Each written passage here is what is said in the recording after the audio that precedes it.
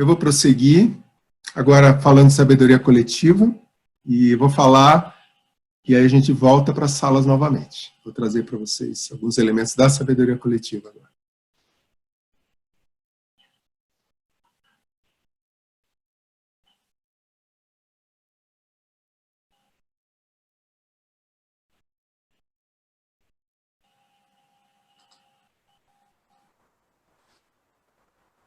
Um pouquinho, aprendendo sempre.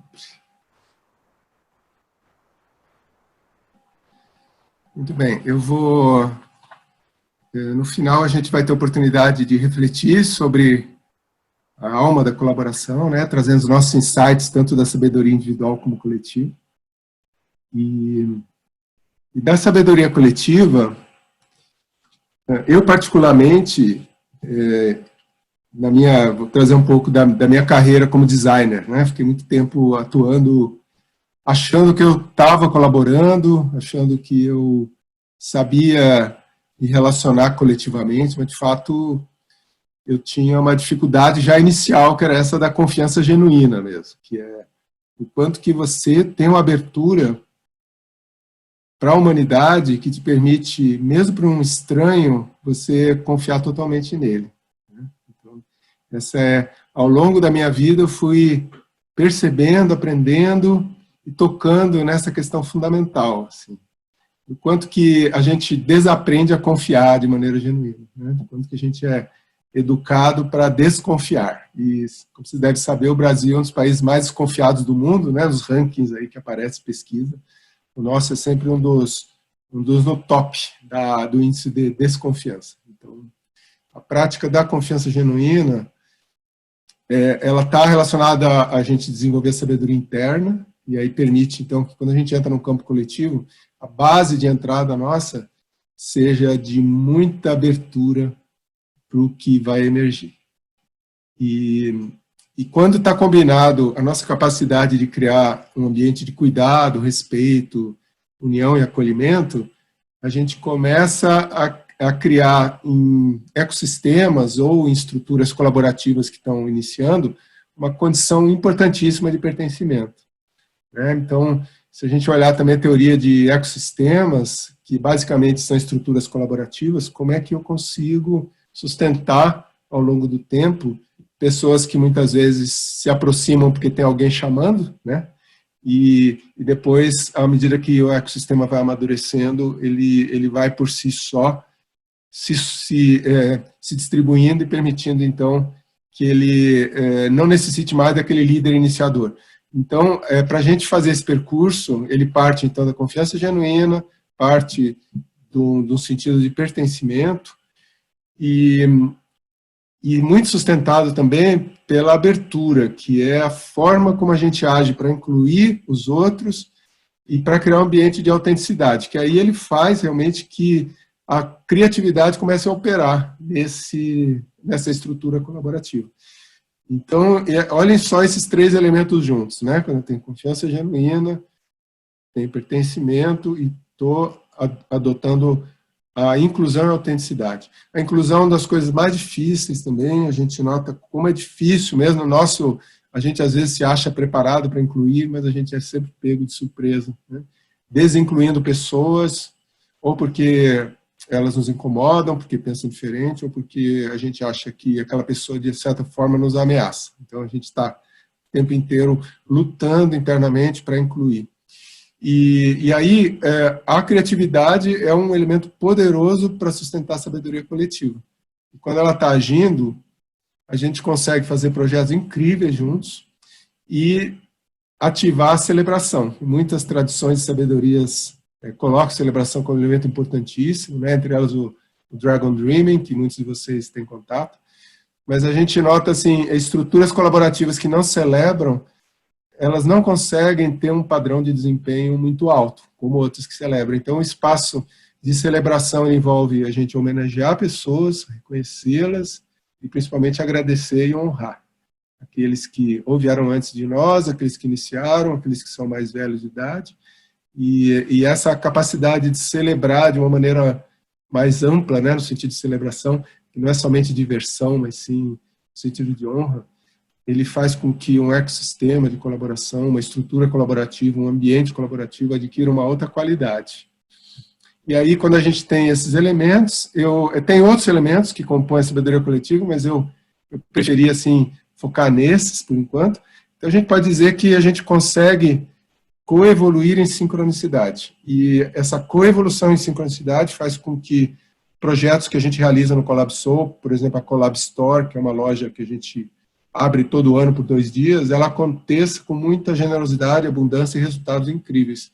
E as pessoas, de fato, se sentem pertencentes, elas se sentem totalmente autênticas naquilo que elas estão fazendo, elas confiam e elas se apoiam e celebram. Então é incrível, é uma maravilha. A gente já fez 2 vezes, vamos fazer esse ano de novo. Então é algo que a gente experimenta, a gente sente que é possível e muitas organizações conseguem chegar nesse patamar de ser coletivo. Então aqui é um pouco, alguns elementos, né, lentes que ajudam a gente, então, a acessar o que é a sabedoria coletiva. Agora imagina ela junto com a sabedoria individual e ela também operando num campo mais cognitivo de compartilhamento de conhecimento e alinhamento para resultados, onde que a gente pode ir na qualidade colaborativa. Legal, então, agora vamos de novo para as salas, pedir novamente ajuda para o Rafa, que a gente vai trazer uma nova afirmação, e dessa vez eu vou trazer para vocês o desafio de pertencimento. Né? O pertencimento é definido como um ambiente de respeito, união e acolhimento, que a gente pode sempre criar, geralmente, às vezes, ou nunca. Aí, queria abrir para vocês uma conversa que pode ser profissional e pessoal também. A gente pode até se referir ao que a gente está fazendo em casa hoje, com os nossos cônjuges, filhos. Quanto que a gente está criando esse ambiente na nossa vida agora e nos nossos empreendimentos. Então, a afirmação é: crio acolhida e suporte para quem está chegando. E também reconhecimento e homenagem para quem se vai. Beleza?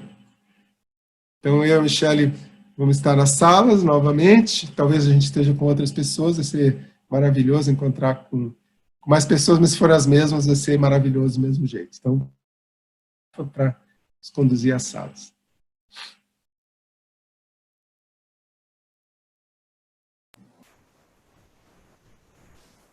Dez minutinhos também, Marcelo? Oi? 10 minutinhos ou 12? 12. 12. Ótimo.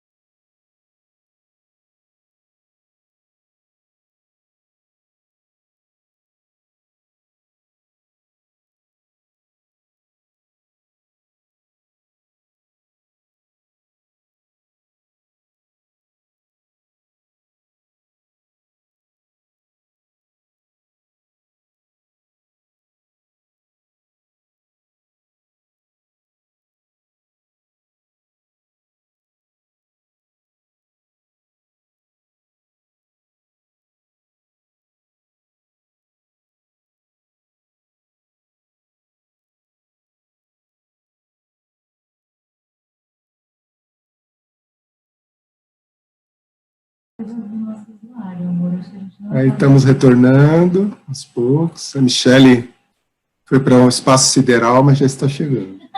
Já está vindo. Bom te ver, Lisandro. Bacana. Que demora mais para ela chegar do lugar das férias, lá onde ela foi, naquela paisagem. Lisandro, não consegui estar na sala com ele, mas é muito bacana você estar aqui com a gente.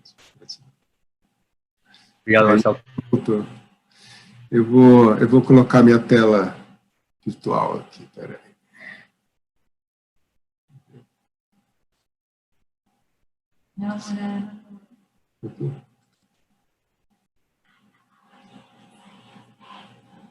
Okay.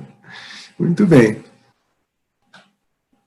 Então, a gente teve, na nossa sala, teve um momento incrível de conexão e de intimidade, profundidade. E eu queria pedir para vocês uma ou duas vozes para trazer o que vem de mais novo e mais de insight, assim, em relação à sabedoria individual e coletiva, nesse momento.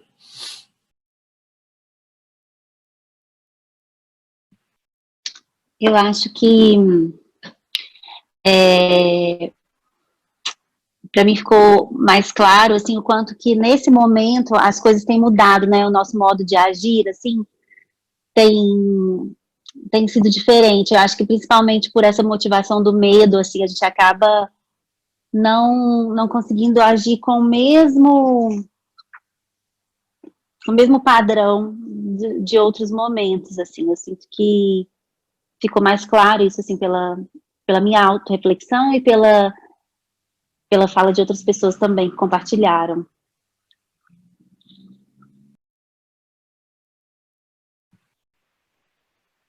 Bom, não sei, tem mais gente querendo falar também, né?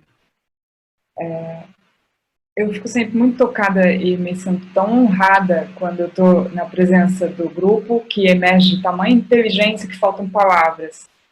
Ou para descrever o que está acontecendo dentro de cada um. É uma mudança tão profunda, tão intensa, acontecendo naquele momento, um aprendizado tão rico e tão verdadeiro para todos, que a gente não consegue nem falar em palavras. Isso aconteceu na nossa sala.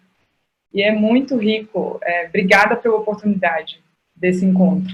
Eu queria fazer essa celebração.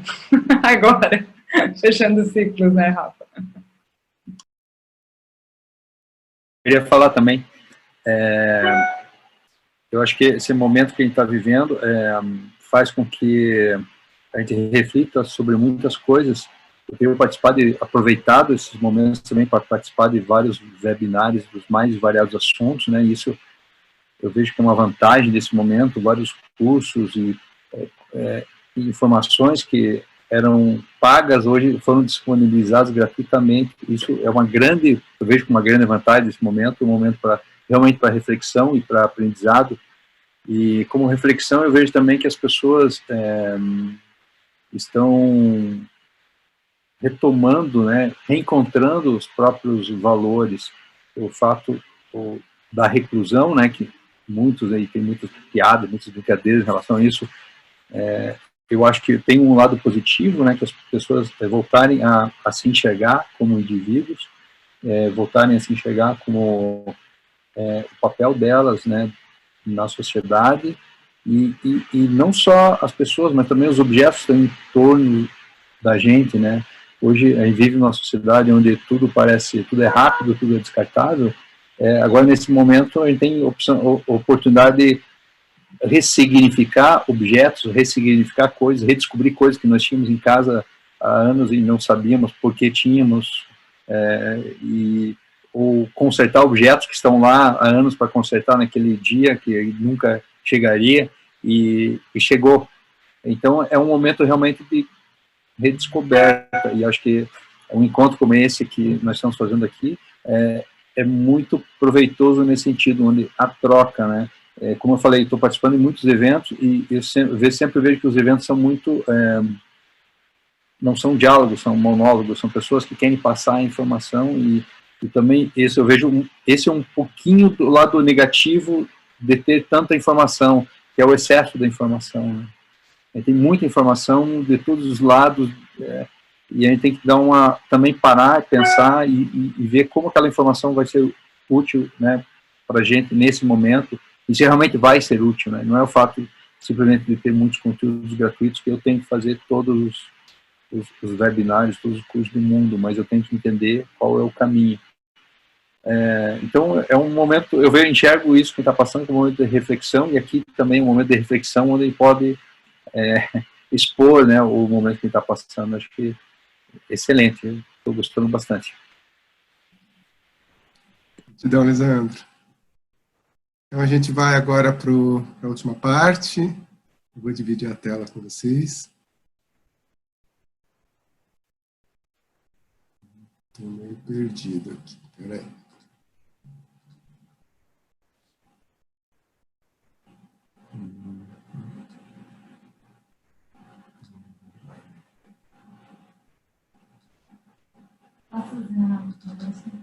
Pode.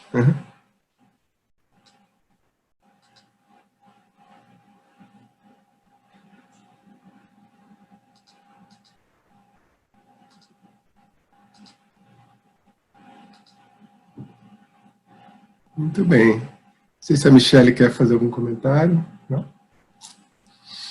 A gente vai para a terceira e última pergunta, que ela convida a gente a pensar que abordagens que existem hoje podem trazer para a gente a prática aplicação no dia a dia dessa colaboração, que envolve, então, estrutura e skills, e que a gente trouxe muita ênfase hoje na questão da sabedoria individual e coletiva, mas a gente, num próximo webinar, a gente pode trabalhar na parte de cima do iceberg também, que está bem aparente hoje, porque também a gente pode conversar sobre as lentes que fazem com que a gente compartilhe conhecimento e as lentes que fazem com que a gente tenha um bom alinhamento para resultados. Então, eu vou trazer para vocês agora uma perspectiva ampla, assim, de que abordagens que a gente pode se conectar, talvez vocês, eu sei que vários de vocês já se conectam, mas que dá vamos dizer, um mapa que tem muito a ver com a minha experiência, o que eu tenho feito, coisas que eu vivi, e que fizeram toda a diferença para que eu pudesse compreender a colaboração em múltiplas perspectivas. Então, eu trago aqui para vocês vamos dizer, um menu de abordagens que eu já vivenciei e que compõe, vamos dizer, o meu imaginário da colaboração, né? Essas abordagens, elas são uma confluência de sabedorias, conhecimentos que vêm do design, da inovação, da psicologia, desenvolvimento organizacional, da liderança, da estratégia e também de outras correntes de sabedorias ancestrais e espirituais. Então, a gente pode dizer assim que quando houve o despertar para a complexidade, no final da década de 80, para organizações, e aí a gente teve os primeiros artigos científicos e pessoas atuando em consultoria que começaram a levar a complexidade que vem da física e a visão da ecologia para negócios, a gente começou a ver essa integração de saberes. Então, a gente honra pessoas muito especiais que puderam trazer isso para a gente, e várias delas sustentam alguns processos que estão aqui, né? Por exemplo, a teoria U, o Think Environment, sociocracia, aí 2 modelos de sociocracia, S3 e SOFA, o Art of Hosting, que tem, outro dia que eu fiquei sabendo, o Art of Hosting é uma rede incrível de pessoas do mundo inteiro, que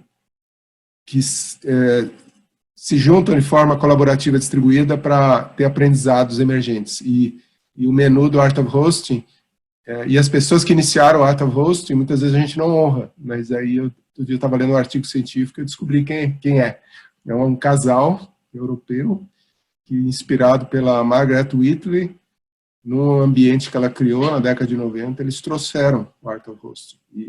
E é muito lindo a gente ver no mundo abordagens e processos colaborativos que a gente às vezes nem consegue identificar de onde eles vieram, mas que eles criam benefícios múltiplos e distribuídos. Então, Art of Hosting eu recomendo, para quem nunca fez, é maravilhoso, e é descentralizado, várias comunidades que organizam no Brasil, algumas das pessoas que estão aqui já organizaram, o Stefan, acredito que a Ana também já foi organizadora, Ana Misener, E aí vou citar outros, né?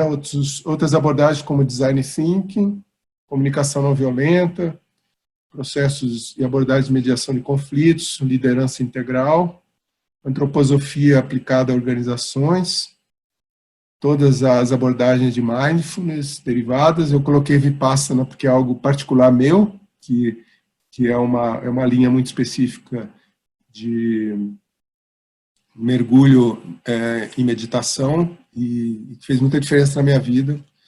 E aí recomendo, assim, como contato com esse sentido maior da colaboração nesse percurso da sabedoria. E constelação sistêmica, que é outra abordagem que está sendo muito usada em organizações. Então, esse, vamos dizer, é o menu da colaboração, que quando a gente acessa esse menu, a gente consegue entrar na sabedoria da colaboração. Sem esse menu, a gente vai ficar lá na pontinha do iceberg e vamos perder a oportunidade. A sociocracia é um percurso super interessante, está sendo muito aplicado em organizações, mas que nem sempre bebe da sabedoria interna e coletiva. Mas a gente tem contato com pessoas que praticam. Enfim, está tudo meio que se mesclando, acontecendo, e eu acredito que agora, nesse momento do mundo, vai potencializar o encontro e o merge de todos esses conhecimentos. E eu deixar vocês bem à vontade para depois a gente conversar sobre essas abordagens, porque para cada uma delas tem uma raiz, tem um fio condutor e tem uma história e tem uma jornada. Então, vocês tendo interesse em uma delas, a gente pode fazer um chat, depois fazer um call, e aí posso orientar, mandar materiais e aprender com vocês, também na prática que vocês têm tido, inclusive pedir para vocês também sugestão de outras abordagens que vocês conhecem, que vocês vivenciam, e que para vocês evidencia esse ambiente de abordagens colaborativas. Tem uma que eu não coloquei aqui, mas eu sei que é muito interessante, que acho que a Rafaela e a Ana fizeram, que é ligado a transformando destravamento, agora eu não lembro, destrava colaboração, não sei, eu vou lembrar depois. Mas eu só coloquei aqui coisas que ou estruturas libertadoras, lembrei, que é Liberating Structures em inglês, né? Acho que é também uma área de conhecimento muito bacana, que traz também abordagens para colaboração. E, finalmente, trago aí algumas dicas que podem ser úteis para vocês, para a gente sair daqui, talvez entrando essa semana, praticando em 4 perspectivas. Então, vou dizer para vocês coisas que a gente pode aplicar no dia a dia. Bom, a primeira aplicação ligada ao campo do compartilhamento, a gente, com as pessoas que estão próximas a gente, pessoas que a gente convive, que a gente, às vezes, reúne para tomar decisão, a gente promoveu o compartilhamento a partir de perguntas desafiadoras. Então, a formulação de boas perguntas é um processo incrível, leva a gente para um lugar de pensamento totalmente inovador, autônomo, é uma base dos Think Environments também, trabalhar com as perguntas, e é um processo de aprendizado para a gente. Quanto mais a gente pratica, melhor a gente fica em desenvolver excelentes perguntas. Então, é uma recomendação para melhorar a sua condição de compartilhamento, deixar que as pessoas formulem suas próprias perguntas e aprendam sem a pretensão de respondê-las, simplesmente pela importância de encontrar as perguntas corretas. Segunda dica, no campo do alinhamento para resultados, é a gente se preocupar, quando a gente está em grupos colaborativos, principalmente estruturas mais horizontais, a gente lembrar que a gente está sempre desalinhando o tempo inteiro. Então, mesmo pessoas que trabalham bastante tempo juntas, que mesmo empresas, né, no sistema hierárquico, mais de comando e controle, mas principalmente estruturas que são mais horizontais, de parcerias, ecossistemas, é muito importante regularmente estar alinhando o propósito. Então, ele vai, aquele propósito coletivo e o propósito individual. E isso, na literatura de estruturas colaborativas, é considerado uma das chaves de sucesso. Então, é ter bastante consciência que o propósito é rapidamente perdido na primeira curva, por causa das questões da nossa vida mesmo, que é toda na dinâmica complexa. Então, a colaboração, se fala que é a última escolha porque ela dá trabalho mesmo. Então, mas para quem como muitos de nós está envolvido, é muito importante lembrar disso, que o propósito ele está continuamente desalinhando. Então, a gente precisa reservar tempo para alinhamento. E aí, sobre a sabedoria, a gente trazer que a importância da pausa e do foco. Então, a gente pode dizer que o foco se relaciona à pausa e a pausa ao foco, mas a gente pode ver como coisas distintas também. Cultivar a pausa é uma prática que eu mesmo me esqueço. Ontem eu trabalhei muito para construir essa apresentação, e quando eu vi, eu já estava 2 horas sem tomar água, eu estava meio obcecado ali no note, e aí eu tive que dizer para mim mesmo, Marcelo, e a pausa? Onde é que está a pausa? Né? Então, aí levantei, né, mesmo ansioso, porque eu queria continuar, parei, tomar água, não olhei o celular, fiquei um pouco comigo mesmo. 1 minutinho, 1 minuto e meio, muito importante. Pausas, pausa de soneca, pausa de diversão, pausa de tomar sol. Também esses dias, as pausas são importantíssimas, porque está num ritmo absurdo agora, de demandas, e está muito veloz. Então, muito importante o cultivo de pausa. E foco a gente também tem a ver com a pausa. Quando a gente cria pausa, a gente melhora o nosso foco, a gente faz escolhas melhores. E a meditação, momentos de silêncio, momentos de concentração, ajuda muito para a gente ter alto desempenho e não ficar se descuidando, né? O descuido é muito grande quando a gente está sem foco. A gente gasta mais energia do que precisa, se cansa mais do que necessita, deixa de fazer cuidados com o corpo, cuidados com a emoção. Então, essa é uma... Aí cada um sabe o seu caminho de pausa e foco. E, finalmente, da sabedoria coletiva, trazer rotinas de experimentação, aprendizado e agradecimento. A gente praticar isso com os grupos que a gente faz parte. O ambiente de experimentação, ele é delicioso quando a gente consegue fazer isso naturalmente, né? Aí fica tudo mais leve, as pessoas... os erros acontecem, você não fica se culpando, e está todo mundo no mesmo barco, e a gente vai no fluxo. E o agradecimento, a gratidão, ela mantém a apreciação em alta. E quando a gente agradece, mesmo naqueles momentos que a gente está incomodado, mesmo quando aquela pessoa fala algo que a gente não gostou. E quando a gente está ligado à importância do agradecimento, a fortaleza coletiva amplia muito. Então, a gratidão em todos os momentos, mesmo agradecer quando aquela pessoa está sendo rude com você, ou quando ela está sendo muito seca, porque, de fato, é o melhor que ela está conseguindo fazer, e e você agradece por ter esse momento com ela e acolhê-la, porque você está podendo manter estabilidade quando tem estabilidade à sua frente. Então, o agradecimento, ele vai, então, fazer com que a experimentação e aprendizado aconteçam muito mais velozmente.